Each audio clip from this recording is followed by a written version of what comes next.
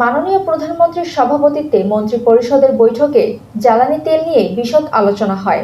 চলমান যুদ্ধের কারণে বিশ্বব্যাপী জ্বালানি তেলের সংকট দেখা দিয়েছে, যার ফলশ্রুতিতে অনেক দেশ জরুরি অবস্থা ঘোষণা করেছেন। কিন্তু বাংলাদেশ সরকার এখনো তেলের দাম বৃদ্ধি কিংবা জরুরি কোনো পদক্ষেপ নেয়নি।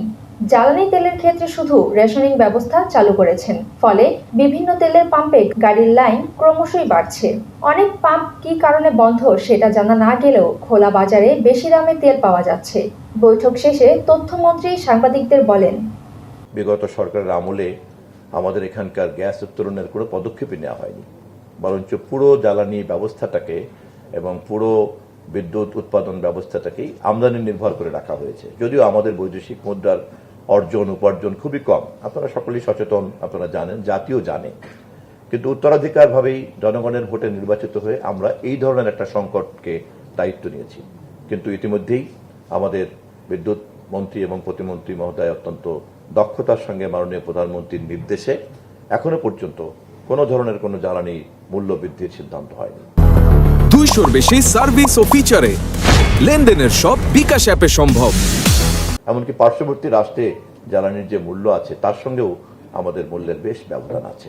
এবং আমাদের যে সংকটকে মাথায় রেখে, যুদ্ধ সংকটকে মাথায় রেখে যে পরিকল্পনা গ্রহণ করা হয়েছে, অর্থমন্ত্রীর নেতৃত্বে একটা মন্ত্রিপরিষদ কমিটি গঠন করা হয়েছে এবং তারা অত্যন্ত দক্ষতার সঙ্গেই এই সময়কার পরিস্থিতিকে একটা সুষ্ঠু ব্যবস্থাপনার মধ্যে এনেছেন।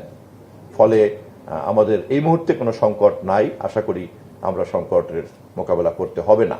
গণমাধ্যমের বিভিন্ন রকম সংবাদ যেহেতু ছড়িয়ে পড়ে, বিশেষ করে সোশ্যাল মিডিয়াতে, সে কারণে একটা প্যানিক বাইং শুরু হয়েছে।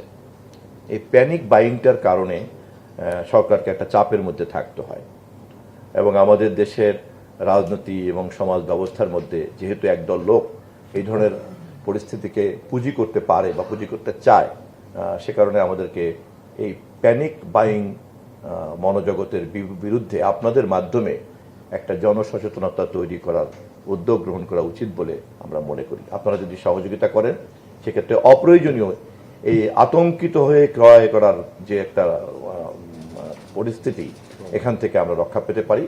সুমাইয়া ফারাজি, দৈনিক আর নিউজ।